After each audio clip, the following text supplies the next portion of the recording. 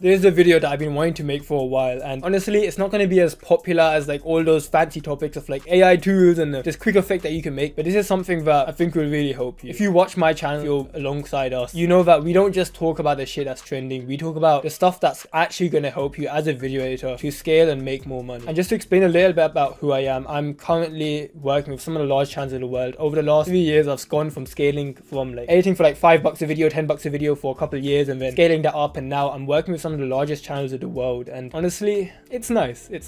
And now I help video editors do the exact same thing as that. It's how to scale and make a lot more money doing what you are doing anyways. And the reason I share these videos is, if I'm being completely honest, I'm not special. I'm literally some random guy that's still in my parents' house. I started editing on some shitty laptop that my parents gave me for like schoolwork, and I hope that me sharing what I've learned almost works as like inspiration, just being able to share like how I've done what I've done, because with video editing, honestly, the money you make with video editing, it's fucking life-changing, and to see me having that impact on other people is something that's fulfilling to me. And of course I want to say that I've worked really hard and all of that, but while I have worked hard, don't get me wrong, I would have been nowhere near, I wouldn't say successful, I'm still not crazy successful, but for my age I would say I've done a lot, and I would have never been anywhere near where I am today if I didn't have these books that I've read. Because I'm sure you've seen it online, on Discords, on Twitter, on like whatever app, where there's editors who are genuinely really fucking good. These guys, their effects are amazing, their animations are sick, like you can't even imagine doing anything like them. So you would think that they make good money editing, but it's like they maybe make like 1k 2k a month, and that might sound really good to you now, but I promise you, I used to think that was good when I was like fucking 15 16, but when you get into the editing space you realize how much money is there. Tell younger me that I'm going to be having like 10 11 12k months, it's like I wouldn't believe it. So this first book that I want you to read, it's going to be How to Influence and Influence People. The reason I'm recommending it is, honestly, this is like a life-changing book. I first read it in about first year college, so this is about 2 years ago, and I was never like lonely, but I was still like awkward. I would be like the kid at the family function where it's like everyone's talking at the table and like messing about, and I'd be on like my mom's fucking phone playing Clash of Clans. So it's like I was never like crazy social, and honestly it fucking tanked my confidence. I was researching into how to become more social, how to like, literally, like as sad as it sounds, I was researching like how to make friends and shit in it. I came across this book again and again, this How to Influence and Influence People. So I ordered it and I implemented it, and honestly, like if you could see me from first year college compared to the second year, so in the space of 1 year, you wouldn't even recognize me. I've had childhood friends, people that I haven't seen in years, tell me that they didn't even recognize me. So like I would see them walking across the street, so I'll be walking around town and I'll be like seeing them, I'll like dap them up and stuff, and they look confused, and then they ask me like, oh, like do I know you? And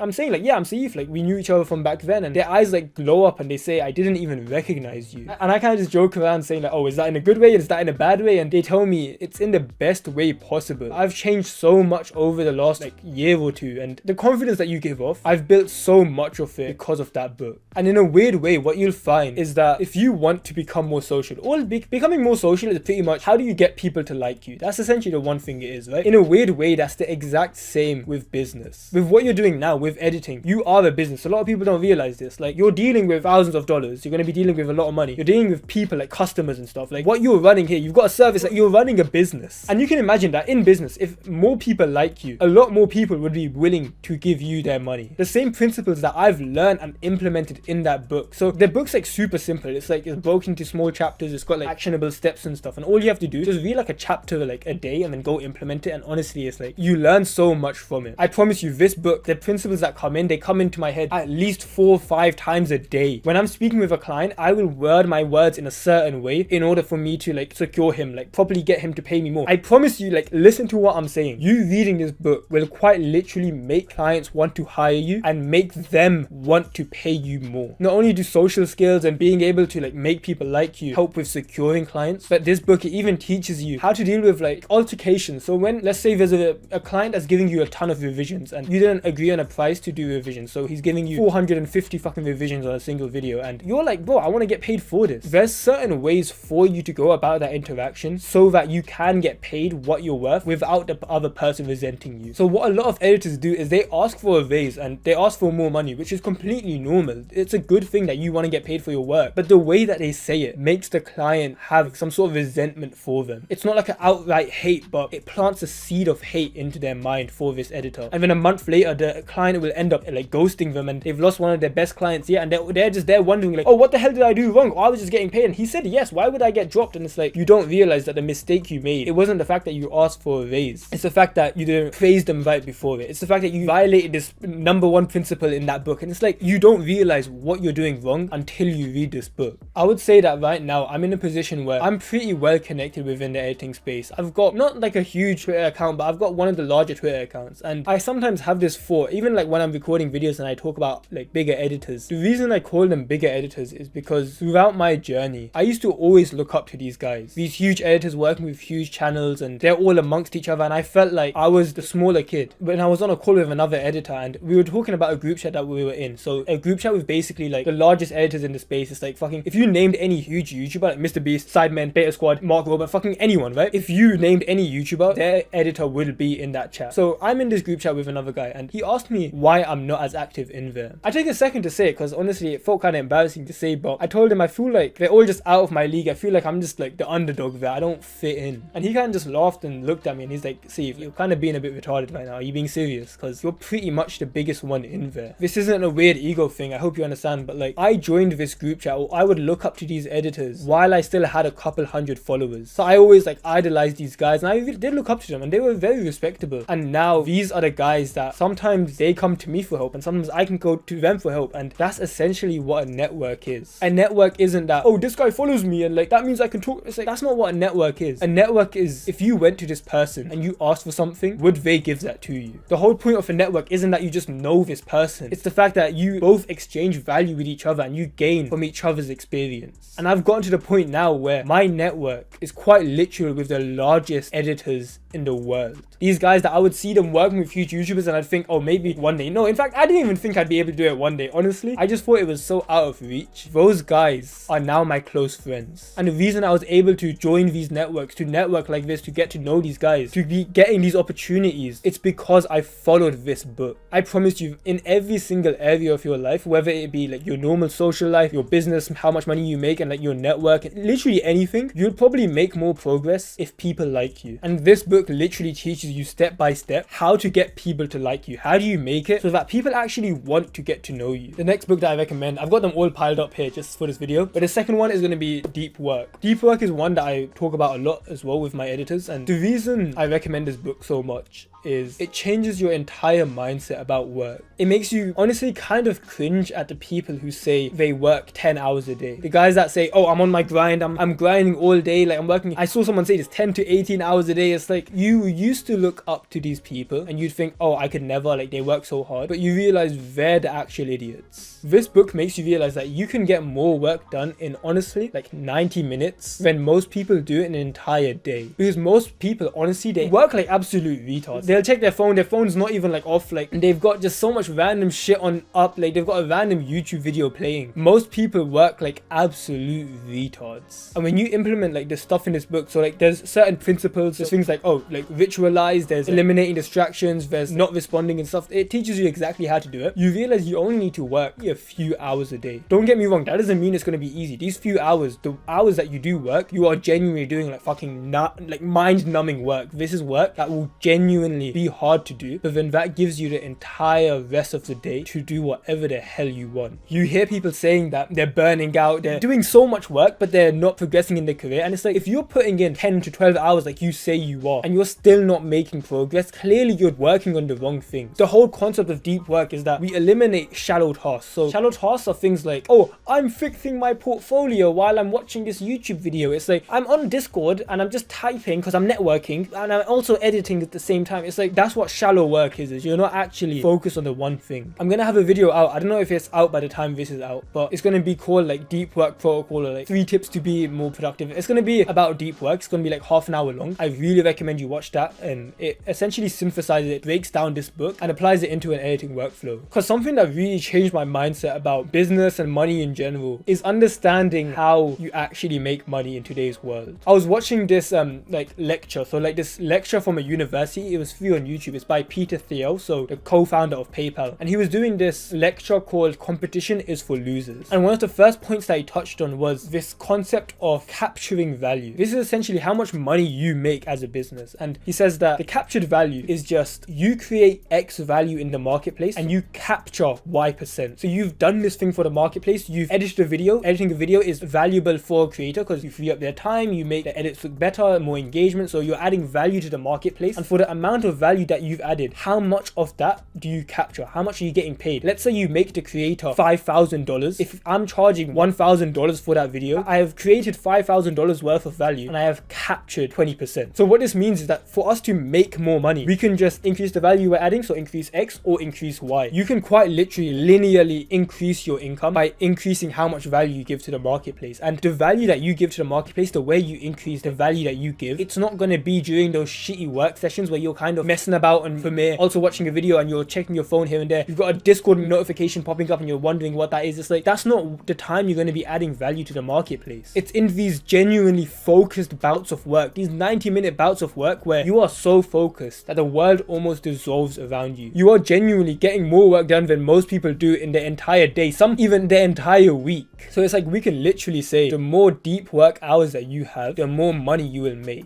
Once you've read this and implemented it, not only will you make a shit ton more money, you'll make a lot more progress in anything that you're doing. You'll be a lot happier doing it as well because you free up so much more time, and you look back at your older self and you'll think like you just want to fucking shake him. You want to slap him across the face, asking like, why are you working like such an idiot? If you've ever been scared of burnout, if you've ever been scared of overworking, that's a book that's going to change your entire paradigm. This next book is going to be Influence, The Psychology of Persuasion by Robert Cialdini. It's a bit of a fat ass book, but honestly, it's not too hard of a read. The lines are kind of like spread apart, but it's a really good book. What this talks about is how to essentially get people to your way of thinking, showing people why they should listen to you. There's a lot of times when, I'm sure you've had it yourself, when you feel as though you're reaching out to a creator or a creator's come to you and you give them a price and you genuinely believe that from the bottom of your heart, like you believe that your work is worth this amount. And no matter how much convincing you try to do, no matter how much you believe in this work that you're giving him, he still doesn't see the value in it. He's still asking to pay you half of what you're asking for, maybe even like a tenth. Like you're asking him for $150, $200, $300, he wants to pay you $50. And while a lot of the time it might be like the guy's genuinely broke, like the guy actually can't afford your services, but more often than not, it's not the fact that what you're selling isn't valuable, it's that it's not perceived as valuable. Now there's a very small difference. So there's objective value and then there's perceived value. Objective value is what your work will actually bring for the person. So let's say money was no problem, no issue. If you gave them this thing, how much value would they get out of it? That is objective value of what you're giving them. How much time would you free up for them? How much better would their videos be? How much more money in ad revenue would they bring? It's like, that's objective value. The problem is when you're selling, which giving your services essentially you're selling, people don't care about objective value. In fact, our brains are too simple to even compute objective value. When you're showing them a video, they're not automatically going to say, this will increase my ad revenue by 15.4%, therefore I should invest. Like, they're not going to be thinking about all of this. All they care about is on face value, how much does this seem like it's worth? That is your perceived value. And perceived value goes so much past, does your editing look good? Does it look fancy? That is part of it, don't get me wrong. But a lot of the time, it's the pre-framing. Before you've even spoken to the person, what do they think about you? This is shit that honestly nobody talks about. It's such a weird like topic, but once again, it's things like this, these things that nobody really talks about, that get you more results than anyone else. So there's essentially 7 ways that this book talks about to get someone over to your way of thinking, to increase your perceived value. I've got them listed here just so I can remember them quickly, but it's reciprocation, liking, social proof, authority, scarcity, commitment, and consistency, and then unity. The book talks about every single one of those like laws, those levers of influence, what they call it in that book. It talks about it completely in depth, but honestly, just learning one of these principles, just learning one of these, I promise you, will get you probably further than you even thought was possible with editing. Just implementing one of them. Each one of these, it leverages like human psychology. It leverages like the way like your client's brain works. We look at like clients and stuff as YouTubers, as streamers, but at the end of the day, they are just a person. They run off like the same software, the same hardware, like their brain works the exact same as someone across the street. So the same influence tactics, the same psychology, and all of these tactics that we can use, they work on clients influence as well. I think you'd find it valuable if I just kind of briefly talk about each of these levels, but honestly, the book has it in depth. But the first one is reciprocation. Reciprocation is this primal need to give back to someone that's given to us before. So think about the last time you went out with your friends and he did you a favor. You were short on change and he gave you cash. He bought you the food, he paid for your meal, whatever. Deep down, you have this feeling that you need to pay him back. Of course, he's telling you that like, oh no, it's fine, bro, you don't need to pay me back and everything, but like you get like this uncomfortable feeling that you need to give back to this person. Even if it's something as small as like buying him a drink, like even if it's like worth less, you still feel like you need to give something back. This is the law of reciprocation. This is this idea that we are hardwired to give back to people that give it to us. And like you can imagine this even like in prehistoric, like proper like tribal type shit. Our civilizations thrived off of the fact that we know that if we give something to someone, we will get something back. It promotes this idea of giving and helping each other out. And back in like tribal days when honestly it was more like life and death situations and you needed other people, a trait like that where you had this feeling of reciprocity, that was such a valuable trait. The second level of influence is liking. So like we said before, having someone like you, it's a lot easier to negotiate, it's a lot easier to get them to say yes, it's a lot easier to get them to send you money. So this book, that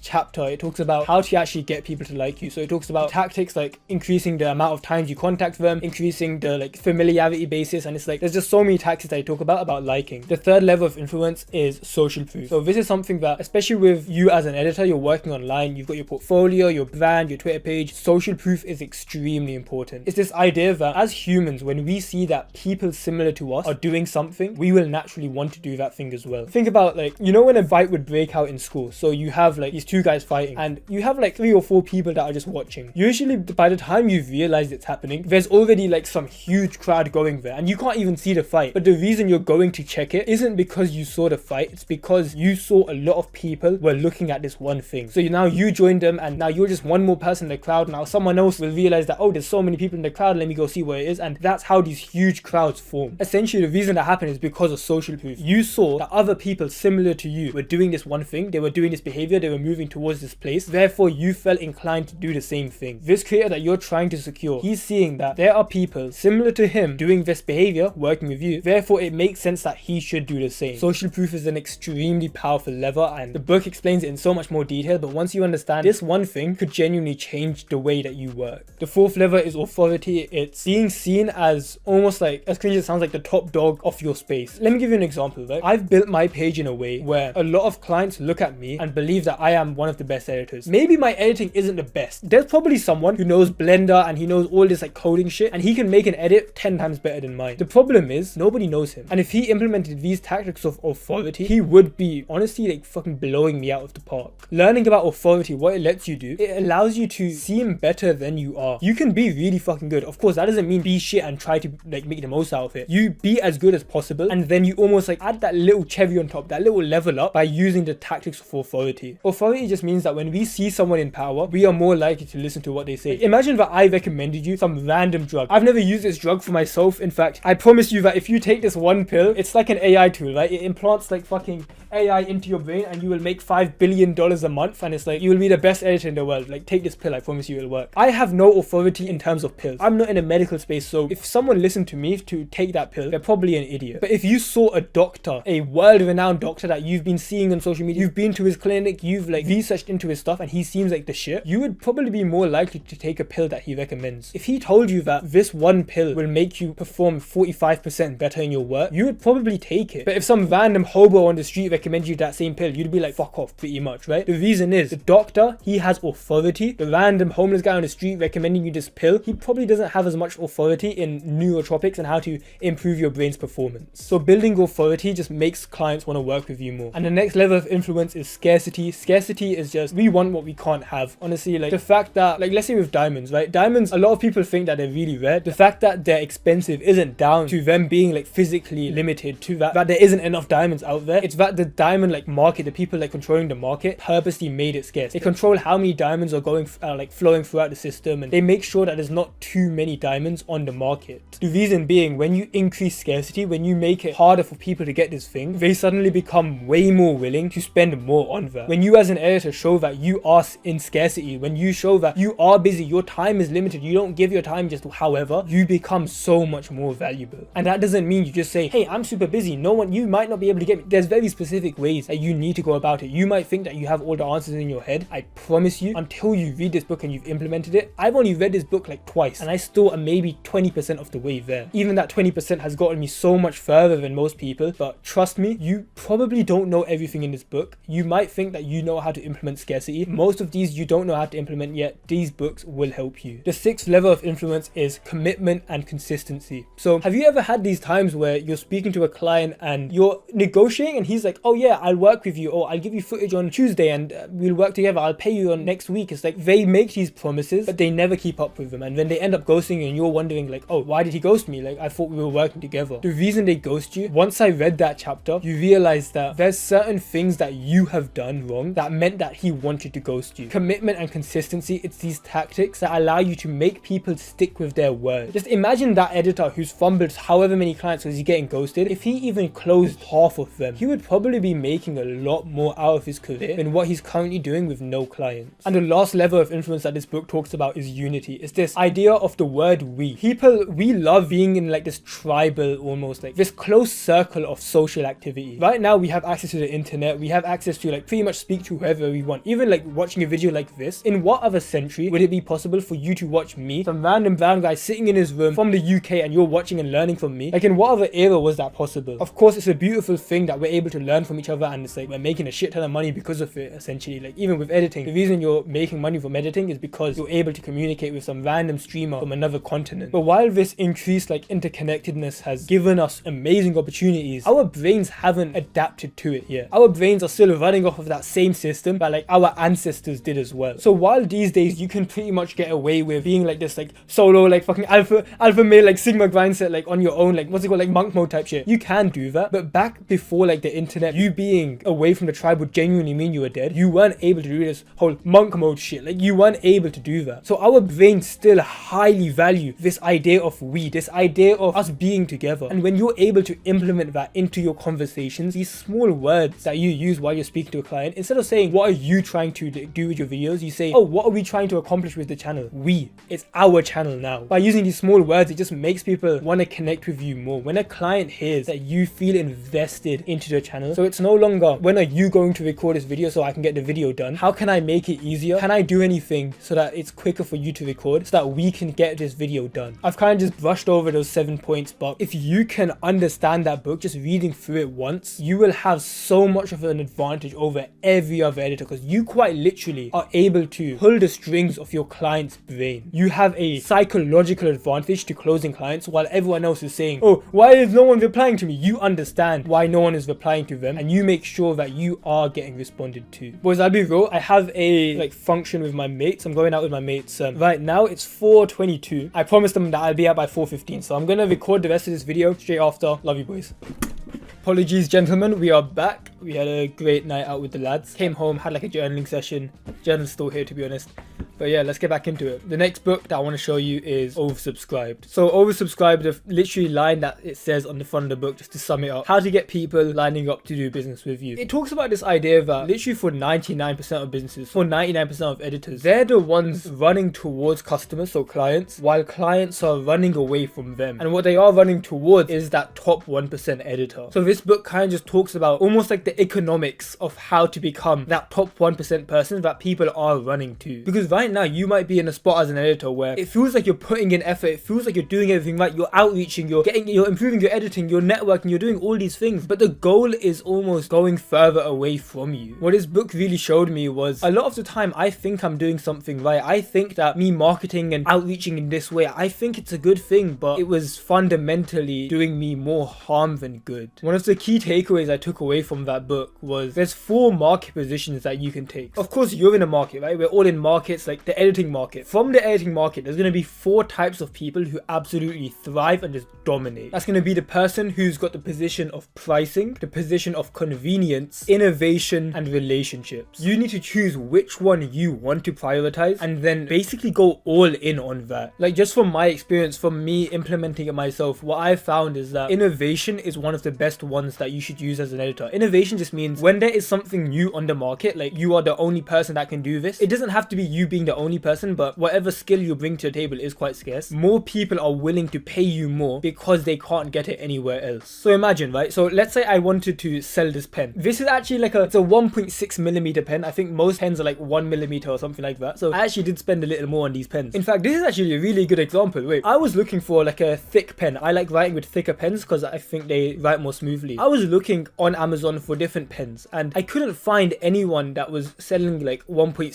1.8, 2 millimeter pens. The ones that were, they weren't like the color I wanted, or they were too fit, like the actual grip was too fat. And honestly, Bic, these crystal pens were the only one that had exactly what I wanted. So I believe these pens were like £1 each or £1.50 each, which for normal pens is quite a bit, but I didn't have a choice but to spend it on them. Even if they wanted to charge me £5, £10 for a single pen, I still would have bought it because I didn't have any other option. I had nowhere else to go. And in the same way with editing, if you have a style that not many editors can replicate and it's hard for people to get into, it's actually so much more valuable and you have so much more leverage when you are saying your prices. The next book that really helped me was Building a Second Brain. So this, honestly, it's not going to be as applicable to everyone here because I'll explain why it's not as applicable to you. It's built off of this concept that your brain isn't made to hold thoughts, it's made to generate them. Just think about like the last time you were in the shower and you have like this amazing thought, this amazing like cold outreach strategy, or maybe I could do this effect. Like sometimes you have those thoughts, right? Just walking around, like you're out with your friends and you have a random thought and it feels like such a good idea. So you go home, you're sitting at your computer, you're about to implement it, but you forgot what that thought was. So now you're like frantically, like if someone tries talking to you, tell them to shut up, and it's like you're closing all your apps and you just sit there trying to think of this thought again because it was like $1 million idea when you had it and you've lost that thought forever. What building a second brain means is that you use an app like Notion, which is like for note taking and stuff, and you build a system to hold all of your thoughts. And the reason I said this isn't going to be as applicable to you is honestly, I've basically made something like this already. Like you don't even have to do all the work yourself. Let me think it up. It's called the Editing Vault. I've made it for free for all editors. This is genuinely a system that I fucking wish I had when I started. You've got the projects that you can handle, so you don't need to worry about, oh, is this due in this time? What client project do I have? How far have I done? How much am I getting paid? Like you can track it all in one table, and then you have other areas to hold information. So your brain basically doesn't have to work. You've got one for like your assets, and then another for your resources, and then you have more like content. Basically anything you learn, you can put it down in there. Even when you're watching a video like this, let's be honest, there's probably like 2-3 people that take notes on videos like these because I encourage them to in our Discord. Imagine how much more value you would get out of my videos if you genuinely could remember every single point that I made. That's essentially the concept of like building a second brain. So what the Editing Vault is, there's a section called Learning Notes. So whenever you watch a video, you click new, you title it like, oh, Malice whatever video, so whatever this title is, you can put the link in, and then as you're watching, you just write random notes. So it's like, as I'm saying in the books, you're like, oh, building a second brain, and then this is what it's good for, get the Editing Vault. Just being able to have your thoughts in one place, it makes so much more space for your brain to think creatively and actually make decisions without being stressed out with all your responsibilities. And if you do want that Editing Vault, what I've talked about in here, you can just go down in the description, click the link, it'll talk about the Editing Vault, and you'll get it for free. It's quick as fuck, you can just get it now. The next book that I'm going to show you, it's a bit of a controversial one, to be honest. Like you can't really tell people in person that you read this, but it's 48 Laws of Power. It talks through, honestly, some of the darker sides of human psychology, and there's some pretty messed up stuff in there, I'll be honest. Like it teaches you how to manipulate people, it teaches you how to just change people's behavior from simply words. I promise you, I've implemented some of the stuff in here, like just small things here and there to see if it works, and I promise you, tried out like one of these laws and it works. It's pretty much like to the T, like the person basically executes exactly how you want them to. It honestly, it's kind of scary. The reason it's scary is because there are people who are doing this to you every single day. Your own behavior, you think you're some free thinking individual. Like we all like to think, oh no, I'm like so stoic and I have my own brain and I think like for myself. I promise you, you are more influenceable than you think. And the way I see it, and you probably see it as well if you watch this much of a video, I would rather know what's going on than be blissfully ignorant, because whether I read this book or not, it's still happening. And what's interesting is these laws, it's not like some crazy like tactic that you use. It's stuff that's already embedded in human psychology. All you're doing is taking what people are naturally doing. Like, you know when people say like, oh, he's a manipulative person, or oh, he's an arsehole, or things like that, you might not want to hear this, and this is a bit weird for me to say, but me and you, we are both manipulative without even knowing it. And so you might want to say you're a good person, but you're doing it anyways. And I see it as, I would rather know that I'm doing it so I can catch myself and be like, don't do that, that's actually manipulative. And it's like, that's just your like subconscious brain manipulating someone, and then stopping myself, rather than floating around life not knowing what I'm doing. And it's like, when I need to use it, when I genuinely genuinely believe that me making someone do this behavior will be beneficial to both him and me, then yeah, you can use it. Because this is a really good test to know if you're gonna make it as an editor or not. I promise you, just listen to this. Do you genuinely believe that by you working with a creator that they get exactly what they're paying for? Do you genuinely feel as though like they're getting value from the money that they're spending on you? Are they actually getting a video worth the X 100, 200, 300 amount that you're charging them? Because if you genuinely believe they're getting their money's worth, it would be good for them to work with you, right? The way I see it is, if you're scared to convince someone to work with you, if you're scared to use like negotiation tactics and like psychology to help someone work with you, that means you're just scared that you're almost like scamming the other person. If you're scared of convincing them to work with you, it's because you know whatever they're gonna get, you're not gonna actually try on. So if you're listening to me say like, oh, 48 laws of power, there's these like manipulation tactics that are happening anyways, but we're gonna use them to our advantage and in a healthier and like beneficial way, and you feel bad about that, honestly, I see it as it says a lot more about you than it does me. Because for us, the editors that I help, we know that what we are giving to creators is genuinely worth it. We are genuinely adding value to the marketplace. We are genuinely making videos that they will be proud to post. So if you are an editor willing to put in that work to actually make good videos and improve, of course, like you're not gonna be amazing when you start out, that's normal, but you're willing to actually try on the videos, that's a book that I think will really benefit not only you, but benefit the clients that you're working with as well. The next book I want to talk about is Psycho-cybernetics. So I'll be honest, this is one that I've read a little more recently, but the revelations and just the changes that I've seen in myself since I've read this book, I think will really benefit you. Essentially, it explores this idea that we all have this idea of self, these views that we have of ourselves, these personality that we've actually attributed to ourselves, but we've never thought to question whether they're true or how we can change them. Because these days, a lot of the people that I meet in person, that I talk to, I get into like a deeper conversation with them, and usually I will talk about our childhood, we talk about how we were as kids, and I always tell them how quiet and reserved I was as a kid. Not even as a kid, like even as a teenager, like 15, 16, I was as introverted as they get. And I tell people this, and honestly, none of them believe me. The reason being, when I talk in person now, I'm quite loud. I'm not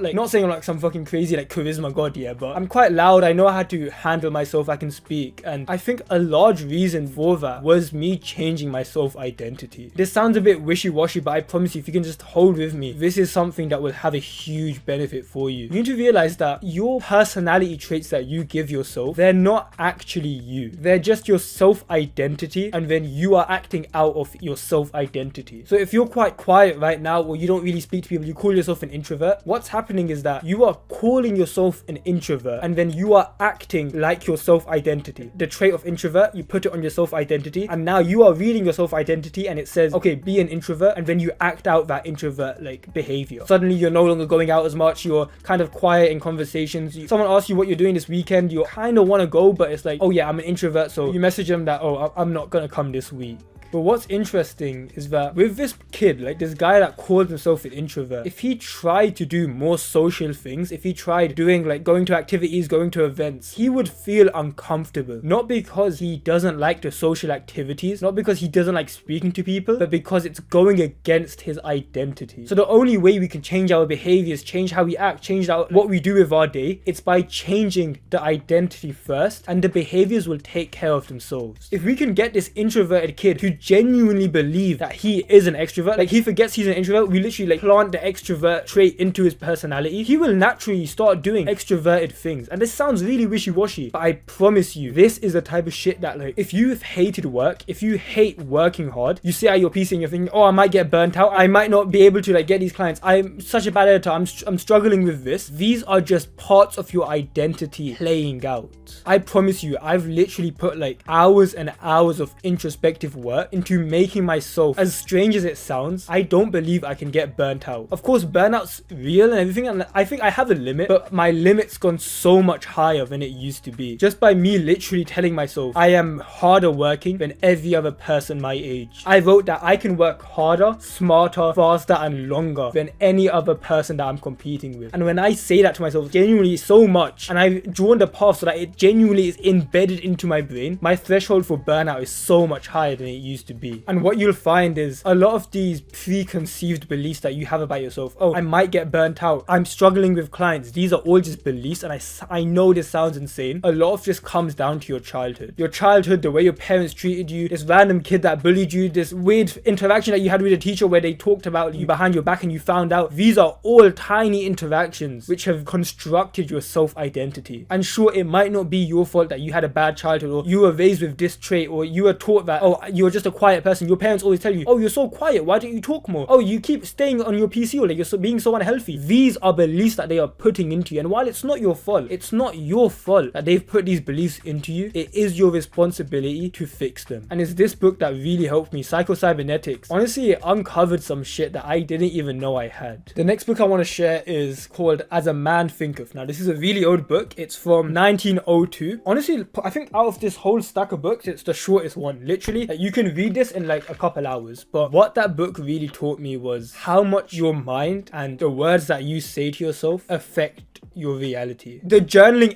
extract that I just did right now, before I was recording this video, I was actually just journaling. So when I came back from meeting my friends, and I was literally talking about that idea that whatever you put into your mind manifests into your reality. And manifests not in like some weird like white girl like woo woo like manifest my loving relationship type shit. Like, what I'm saying is, if you tell yourself a certain thing, it will seem as though the world almost spits that thing back at you. Like, I was actually recommended this by one of my mentors. His name's Dan Bolton. I think he's doing like 7.5 million a year, and he recommended me this book. So that's why I read it. Like, my philosophy with like reading books is, if someone better than me recommends me a book, I'm gonna read it. Only because it's like, you clearly know something that I don't. And if this book is so good that you are recommending it, I'm taking it. The worst case scenario, I spend $15, I get no value out of it. Fair play, I lost $15. Best case scenario, I literally make tens of thousands, hundreds of thousands of dollars because of it, which has happened with a couple books, honestly. My mentor told me this quote, which was, everything can be taken away from you except the last of man's freedoms, to choose one's attitude in any given circumstance. Essentially, this idea that everything can be taken from you. Quite literally, you can lose all your clients, you can lose your PC, you can lose everything. The only thing you still have control of and that can't be taken away from you is that freedom that you have to just change how you look at it. Because think about two people, right? Your PC just exploded one day. Like, no one got hurt, but like, your PC stopped working. There's two types of people in that situation. The first one, he's all glum about it. He says, there goes my editing career. I guess I'll never be able to edit again. That's the end of it. While as the second person, he says, my PC's gone. Let me see if I can edit on a school computer. Let me see if I can start editing on my phone and then save up money on that. Let me see if my dad can buy me like a school laptop just for school, and then I'll revise on that and I'll also use it as editing. And it's like, I'll find a way. Out of these two guys that both had their PC like blown up, who's gonna get further? You can imagine it's gonna be the second guy, right? What's interesting is that these two guys quite literally went through the exact same circumstance. They both were down a PC. One of them's 100% gonna fail because he literally just decided to have a belief that didn't serve him. I can no longer edit. The second one, he had the exact same situation, but he saw it in a completely different frame, from a different perspective. Sure, it is gonna be harder for him, but it's pretty easy to say like he's gonna do better than the guy that had the limiting belief. The next book, I will be so real. I'm still scared to share this book. I'll be so real. This book has made me a lot of money. It's called .com Secrets, and I was recommended this book by a YouTuber named Hamza. A lot of you will know him. I heard him recommend that book, I think 3 times, and I never bought it until one day I was watching a super long video. He explained an entire concept, and at the end he said, oh yeah, by the way, I learned all of this in .com Secrets. The second I heard that, I ordered that book. To this day, that book has made me, probably in the last year, about 50 or 60,000 pounds. So trust me when I say, this book, calling it a life-changing book would be an understatement. I want you to realize that I've got maybe, just guessing, maybe 40-50 books in my shelves. This is the one book, I've opened it and read it so many times, it's gone soft. Like, it's gone soft because of reading it. There's annotations all inside of it, and I would literally be in college, in the college library, while everyone else is out there chilling with their friends and stuff. I was sitting on my own in the library reading this book like a loner. Of course, I had friends and stuff. This was second year, so after I became more social, I actually implemented how to win friends and influence people. Despite people wanting to talk to me, I saw me rereading this book as more important. I've read that book maybe about 8 times. So no, not 8 times, that's pushing it. It was like 5 times now. The chapter that I really want you to read, honestly, if you are to read one chapter, it's going to be the dream customer avatar. I've implemented this within the editing vault as well. Like I said, you can get it in the description. Understanding dream customer avatars genuinely change your entire paradigm, the entire way that you look at business. Because you look at editing right now and you're thinking, how can I get these sort of people? How can I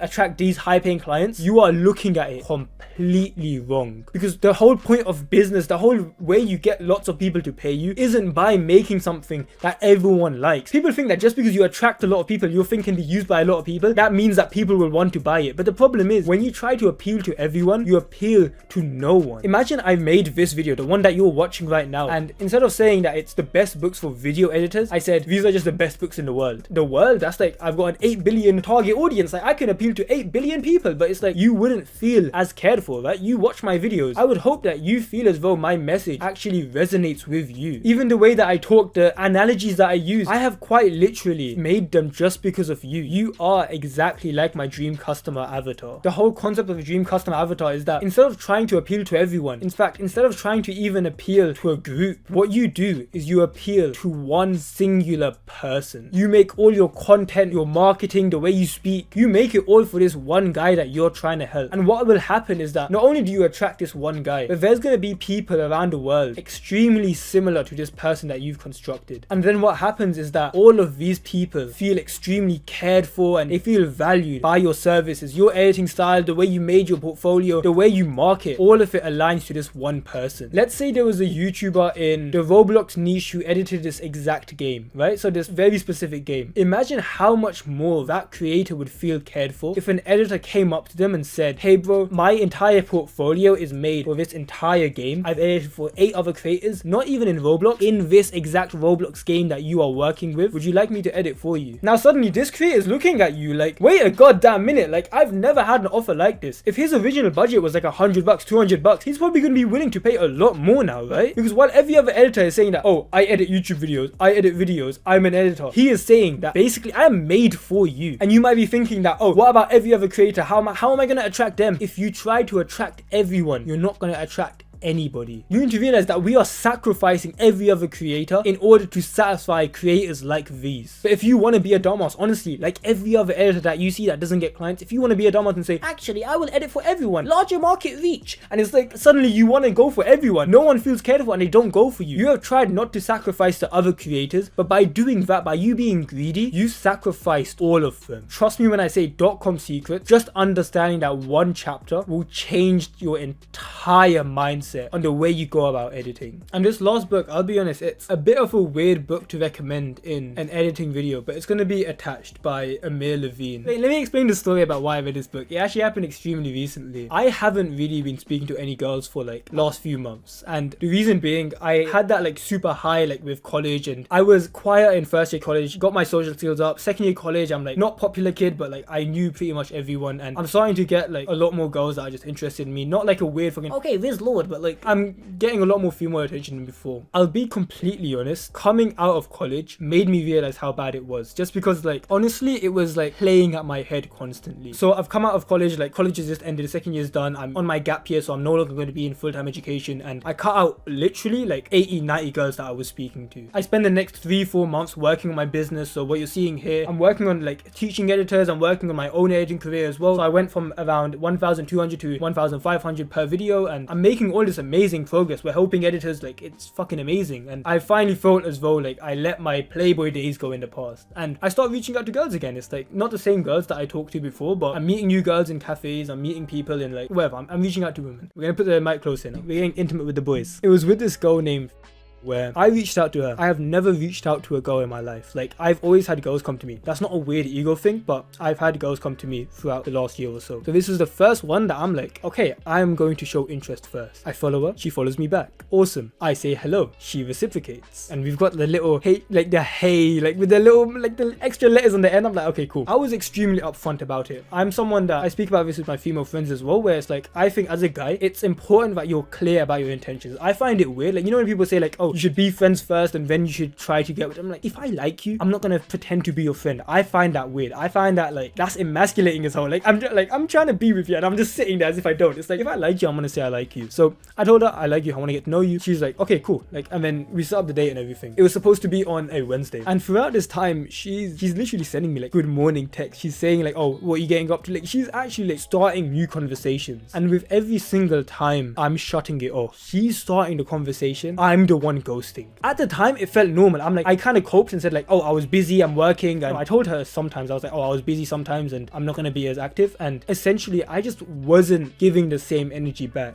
And now we're getting closer to the day we were supposed to go out. So I've already like arranged everything. And at this point, I send the message that I usually do if I'm going to go on a date, which is like, oh, I'm looking forward to seeing you. Like, because genuinely I do. Like, I get excited as shit when I'm about to go to meet a girl. And I tell her that. And then as soon as I send that, she tells me, I don't think I want to meet you. Or something along the lines. Like, she says she doesn't want to meet anymore. And I'm just thinking like, wait, what the fuck? Like, what's going on? And I look back at our messages. And looking back at it now, like, I'm fine now. Like, don't worry, boys. I'm not heartbroken anymore, boys. But I look back at it and I don't even blame her, bro, because I was fucking cold. Like, she would ask me questions, I would ghost. Not ghost, but I'd give like a dead reply. And what I realized, what I was doing was using the same like texting style that I was while I was in college. And in college it worked, don't get me wrong, because it's like, honestly, if you're testing it out with like 80-90 girls, for at least like 10-20 of them it's gonna work, right? This interaction, this is the first time I am showing interest first, and it goes like this. It fucked me up so hard mentally, not even because I lost her, but thinking like, why did I ghost her? Like, it was like this existential moment where it's like, I'm looking at myself and I'm thinking like, why did you not reciprocate? Like, that's not normal. I literally got so addicted, and I've heard of this book called Attached for a while. I've done research on it. I've read like the online version once, but I was like, bro, I am going to study what is wrong with me right now, because there's no reason for me to ghost, right? I'm reading through it and there's essentially 3 attachment styles. There's secure, avoidant, and anxious. Secure, this is like a very healthy way of loving. Like, in relationships, you are a healthy communicator. You're not like scared of your partner leaving you.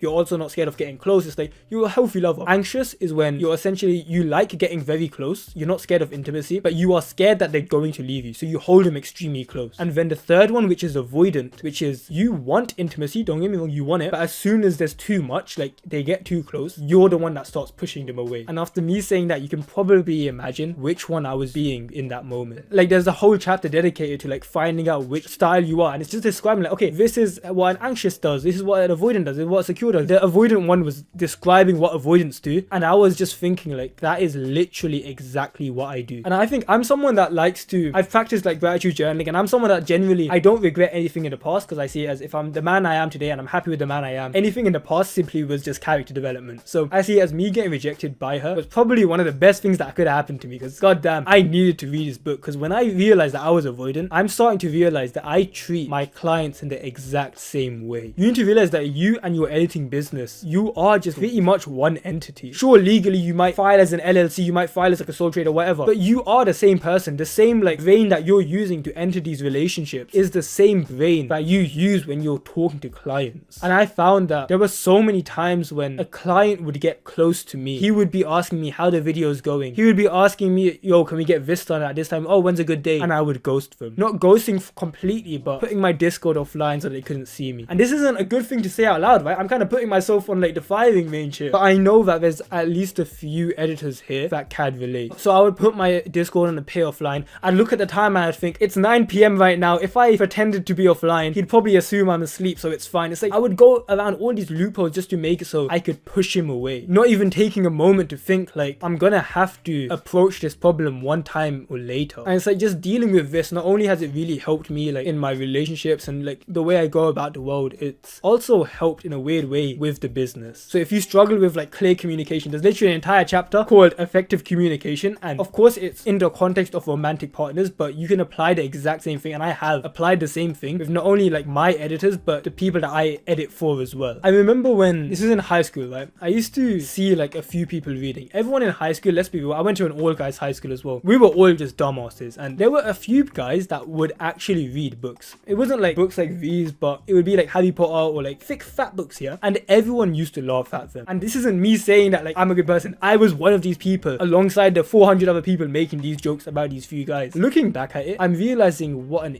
idiot I was, because after reading the books that I've talked about in this video, and I've got like 40 more in my bookshelf, I realized how beneficial it is to read. And this isn't like a sexy thing to say. It's not like you're not going to be like, yeah, I read, and everyone just like comes flocking to you like, yeah, I want to know you. But it's like, reading is a part of my personality now. I like reading. The reason being, honestly, the progress I've made since starting opened up so many avenues for me. I'm at a point now where I can say that I can walk into any room and I'd be able to make friends there. You could throw me into a cafe in a random town and I'll get to know 5 different guys, and they'll all tell me their childhood trauma because I know how to like make people feel comfortable. I know that I can start businesses and I can like be an editor and I can make thousands on command. That's essentially what we're doing here. My ego wants me to say that I'm a smart guy, but really and truly, he's doing nothing with his day. He's probably just like wasting his entire day. He's got nothing going for him. That's the guy that you're scared of laughing at you when you're caught reading a book. I promise you, I had people that called me a weirdo. Even in college, I had people calling me a weirdo for reading books. These random guys that I would see like just walking around that would like not laugh